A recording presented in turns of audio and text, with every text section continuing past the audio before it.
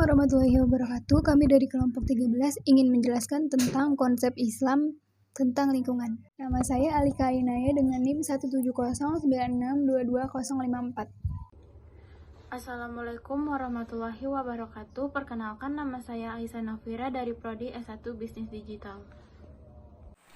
Perkenalkan, nama saya Sekar Ayu Condroning Tias dari Prodi Pendidikan Administrasi Perkantoran. NIM saya 17096222062. Kedudukan alam dan lingkungan menurut Islam.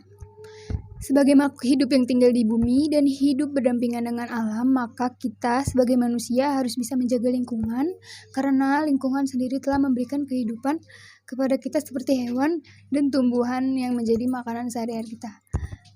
Nah, di dalam agama Islam pun kita diajarkan untuk saling menjaga dan menghormati antar sesama makhluk hidup.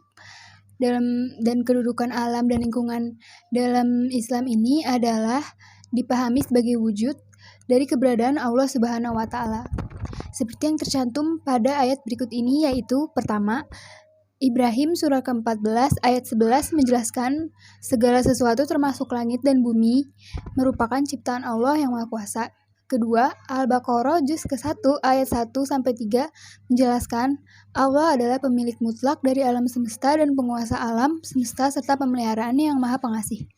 Ketiga, Al-Imran juz 3 ayat 83 menjelaskan sebagai ciptaannya alam semesta menyerah kepada kehendak Allah. Dan terakhir, Al-Hadid surat ke-57 ayat 1, apa yang di langit dan bumi bertasbih kepada Allah. Sebagai salah satu makhluk ciptaannya, kita manusia mempunyai tugas untuk melestarikan alam semesta. Adapun prinsipnya sebagai berikut. Pertama, sikap hormat kepada alam. Kedua, prinsip tanggung jawab. Ketiga, solidaritas kosmis. Keempat, prinsip kasih sayang dan kepedulian terhadap alam semesta. Kebanyakan kerusakan yang terjadi dikarenakan oleh tangan manusia itu sendiri. Berikut adalah kerusakan atau pencemaran lingkungan yang disebabkan oleh manusia. Dari yang paling dekat dengan kita, membuang sampah, penebangan pohon sembarangan, serta menyebabkan polusi udara. Dan tanpa kita sadari, sehari-hari kita telah melakukan aktivitas pencemaran lingkungan. Kerusakan lingkungan dan dampaknya terdiri dari dua faktor. Yang pertama, faktor alam dan faktor manusia seperti yang sudah disebutkan tadi. Pertama, kerusakan lingkungan dan dampaknya yang disebabkan oleh alam. Gunung meletus tidak tanggung-tanggung, dampaknya material yang dikeluarkan oleh gunung tersebut bisa menewaskan makhluk hidup. Gempa bumi. Dampak dari gempa bumi ini sendiri bisa menyebabkan bencana baru seperti tanah longsor dan tsunami. Tsunami dampaknya sangat besar karena meliputi kerusakan material, infrastruktur rusak, serta kehilangan harta benda, serta kerusakan lahan pertanian. Banjir, dampaknya segala bentuk aktivitas sehari-hari bisa terhambat sehingga sulit dilintasi, baik untuk pejalan kaki maupun kendaraan. Kedua, ada faktor manusia, yaitu membuang sampah sembarangan. Dampaknya membuat kesan lingkungan menjadi kumuh, menjadi sarang penyakit, menyebabkan air sungai menjadi dangkal yang akan mengakibatkan banjir. Penebangan secara liar. Dampaknya kurangnya daerah resapan air yang dapat menyebabkan tanah longsor dan banjir. Pemanasan global.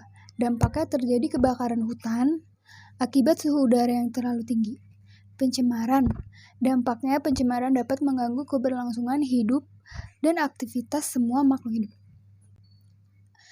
Materi selanjutnya adalah elemen-elemen konservasi lingkungan dalam agama. Konservasi atau conservation diartikan sebagai suatu usaha pengelolaan yang dilakukan oleh manusia dalam memanfaatkan biosfer sehingga mendapatkan keuntungan sebesar-besarnya secara berkelanjutan untuk generasi manusia, serta tetap memelihara potensi untuk memenuhi kebutuhan generasi masa depan. Konservasi sebenarnya sudah ada sejak 252 sebelum Masehi di India pada saat dipimpin Raja Asoka secara resmi melakukan perlindungan terhadap satwa, ikan, dan hutan. 624 dan sampai 634 Masehi, Nabi Muhammad SAW membuat kawasan konservasi yang dikenal dengan nama Hima di Madinah. Sejak zaman Nabi Muhammad, Hima dikenalkan sebagai zona konservasi lingkungan. Dan di dalam zona tersebut tidak boleh didirikan ladang atau bangunan Tujuan dari hima ini sendiri adalah untuk melindungi tumbuhan dan satwa liar. Hutan konservasi adalah hutan dengan kawasan yang punya ciri khas. Fungsi pokoknya adalah penguatan beragam tumbuhan dan satwa serta ekosistem yang ada di dalamnya. Hutan konservasi itu terdiri dari hutan pelestarian alam, cagar alam, suaka marga satwa, taman nasional, taman hutan raya, dan taman baru. Cagar alam adalah kawasan suaka alam yang punya ciri khas tumbuhan, satwa, serta ekosistem yang harus dilindungi karena kepentingan ilmu pengetahuan serta kebudayaan. Suaka marga satwa adalah kawasan suaka alam dengan ciri khas berupa keanekaragaman unik, yaitu jenis satwanya, kebudayaan, dan kebanggaan nasional. Dalam keberlangsungan hidupnya perlu ada pembinaan terhadap habitat.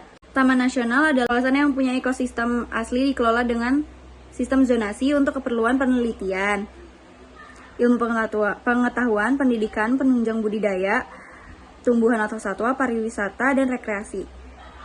Taman hutan raya adalah kawasan alam dengan tujuan mengkoleksi tumbuhan atau satwa yang alami dan bukan buatan. Taman wisata alam adalah kawasan alam dengan tujuan utama untuk kepentingan pariwisata dan rekreasi alam yang dikelola oleh pemerintah. Yang terakhir adalah taman biru. Taman biru adalah kawasan hutan yang ditetapkan sebagai tempat wisata berburu. Peranan manusia dalam konservasi lingkungan. Kita sebagai manusia dianjurkan menjaga dan melestarikan lingkungan. Diperlukan kesadaran dari manusia itu sendiri untuk peduli terhadap lingkungan.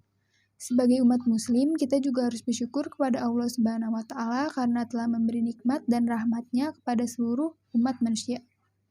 Allah pula yang telah melengkapi akal dan pikiran kepada kita semua, agar kita dapat berpikir dan mengemban peran penting dalam menjaga kelestarian lingkungan kita di bumi ini. Beberapa peranan yang dapat kita lakukan. Yang pertama, penghijauan dan reboisasi. Penghijauan merupakan syarat pertama yang harus dilakukan. Penghijauan merupakan penanaman pohon agar menjadi sejuk dan bersih karena manfaat pohon itu sendiri yaitu menghasilkan O2 dan menyerap CO2. Yang kedua, mengurangi penggunaan kertas. Dampak negatif yang dihasilkan dari penebangan pohon adalah terjadinya kerusakan pada bumi. Daerah tersebut akan rawan banjir, tanah longsor, atau erosi. Yang ketiga, tidak menggunakan air secara berlebihan. Jika penggunaan atau pemanfaatan air tidak dilakukan secara bijak dan berlebihan, maka dampak negatif yang akan terjadi adalah memicu terjadinya krisis air bersih secara global. Yang keempat, menjaga kesuburan tanah. Banyak sekali yang dapat kita lakukan dalam menjaga kesuburan tanah, yaitu dengan menanam tanaman tumpang sari, membuat sengkedan, menggunakan pupuk kimia secara bijak. Kesimpulannya, proses penciptaan alam semesta di dalam Al-Quran terdapat di salah satu ayat yang menjelaskan prosesnya seperti di surat As-Sajdah, surat ke-32 di ayat ke-4, yang artinya Allah lah yang telah menciptakan langit dan bumi dan segala yang ada di antara keduanya dalam waktu 6 hari. Kemudian Dia bersemayam di atas arsy. Di dalam hal melestarikan alam semesta beserta isinya tidak hanya dilakukan secara lahiriah, melainkan dari kesadaran manusianya itu sendiri yang tidak lepas dari keimanan. Demikian pemaparan materi dari kelompok 13 tentang konsep Islam tentang lingkungan. Wassalamualaikum warahmatullahi wabarakatuh. Terima kasih.